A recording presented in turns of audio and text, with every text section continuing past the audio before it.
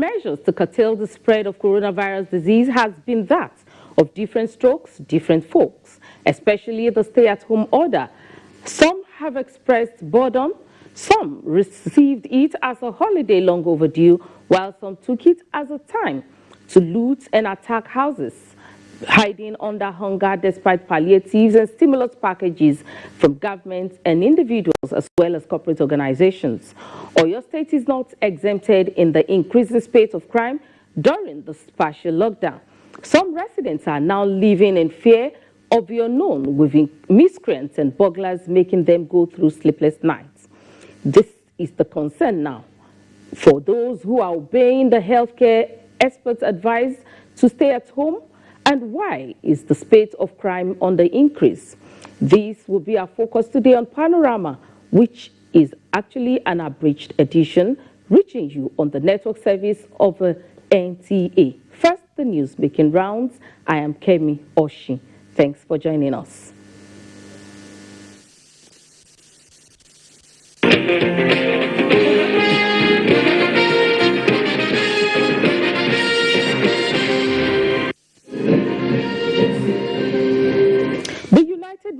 Has received delivery of vital health supplies to support the fight against the COVID-19 pandemic in Nigeria on a flight funded by APM Terminals.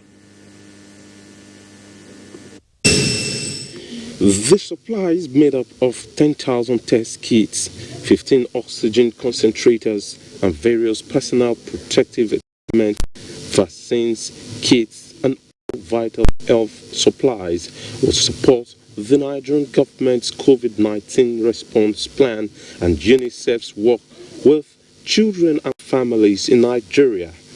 The supply will also support the government of Nigeria through the National Center for Disease Control to prevent the response to COVID-19 pandemic in affected states across the country. The supplies are co-financed by the European Union and IHS Nigeria, the Nigerian subsidiary of IHS Towers.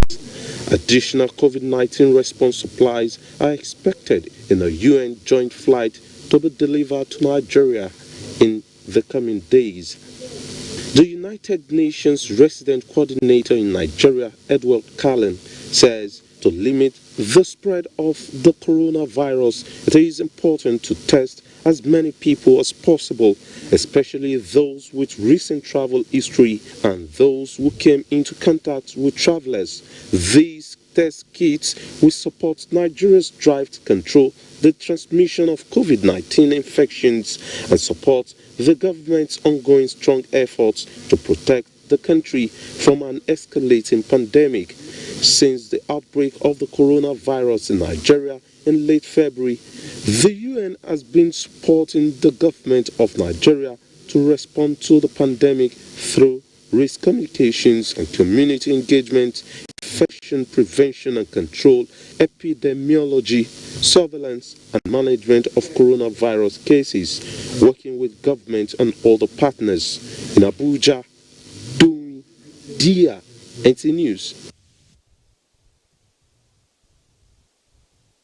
The People's Republic of China, in contribution towards the implementation of a coordinated response to COVID-19 pandemic in Nigeria, has donated another set of medical supplies.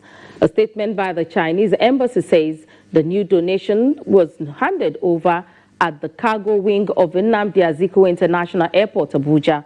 The items were handed over by Li Yuan, the Chinese counselor, on behalf of the Chinese government, and received by Deputy Director for International Cooperation, Ministry of Finance, Budget and National Planning, Abraham Yakubu, on behalf of the federal government of Nigeria.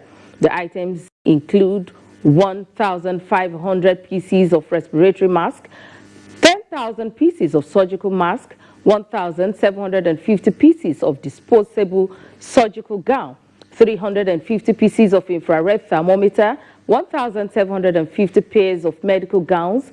Others include 9,750 pairs of gloves and 9,700 pairs of shoe covers. The items are second batch of medical supplies from the government of China. been observed that the rate of crime has increased nationwide during the current lockdown due to COVID-19, with Oyo State not an exception. Security agencies are on top of the game as arrests are made and suspects paraded. In this report, correspondent Rofia Animashan Badmus examines the cause of this prevalence. Shokelu, a suburb of Ibadan in Oluyole local government area, where Moshood Ekugbemi was on the wanted list of the police, was said to be hiding until his death, had its share of the prevalence in criminal activities. Similarly, Eromo and Lalukon were visited, where a fight between two area boys was initially misunderstood to be a communal clash between the neighboring towns. At our own end, it's not a communal fight at all. Was called that the situation was very bad. I have to rush down to the police station to take police officers.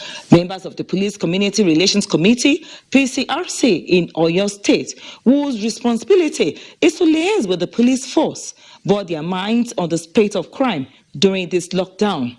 There is a form we release in our division.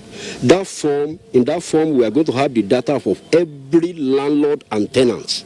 Because we discovered that most of the challenges we're having in the land is the issue of these caretakers. They don't care the type of people that are coming to, as a tenant. Police are on it. However, police authority in Oyo State has mandated its officers and men to rise up to the occasion. In Ibadan, Rofia Animashan Badmos, NT News. With me in the studio is the Commissioner of Police for Oyo State Command, Shina Olukolu. Sir, you're welcome. Thank you. Okay, looking at the report we just watched, I would like you to assess the level of security in Ibadan Metropolis and Oyo State in general.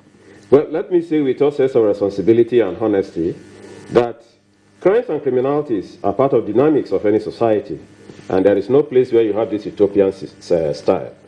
But the thing is, in Oyo State, there are reports, there are stories on WhatsApp, on social media about states surrounding the state. Therefore, people feel that should apply also to Oyo State. But the Oyo State Police Command is on top of the situation. We have had an experience before which we are brought to bear on this situation.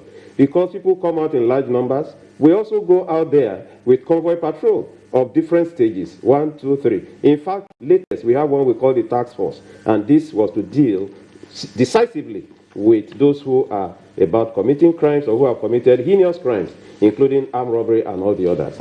So I want to appeal to our people to not to panic unnecessarily, but to support the police with useful information and devoid of giving us false alarms, raising false alarms, because that do not serve any purpose. It delays the police action, it denies the people that actually needed the help as at the time they needed it, and this has also dissipated our energy and resources. Okay, we know that in Oyo State we don't have this total lockdown. We only have a curfew from dusk to dawn. And of course it's observed that some are still not complying. What is the police doing about the level of compliance to this order? We will continue to work on that because we are aware that some people are not particularly ready to abide by the rules, but we are ready to work with other sister security agencies to ensure that that is done. In fact, we keep on reviewing the situation and holding strategic meetings to ensure that people comply, either by persuasion or by minimum force. Another issue of concern is the fact that we have reports of people on essential duties being maltreated, being rough-handled by security agencies. How are we ensuring that they go about their business without being hurt? We have a whole lot of directives and instructions from the Inspector General of Police, as well as the law on the movement, so that people, our men are being told, and we will continue to get across to them. Okay, and I've been speaking with Oyo State Police Commissioner, Shina Olukolu, and finally, what will be your word of advice to the residents of Oyo State? I want to advise them to continue to cooperate and collaborate with us, with the security agencies, so that we can serve them better, and they should endeavor not to do things that will dissipate our energy and give us useful and credible information that will enable us to serve the community better. Thank you very much for coming on Panorama today. And on this note, we've come to the end of Panorama. reaching you from the network service of the NTA. Good afternoon.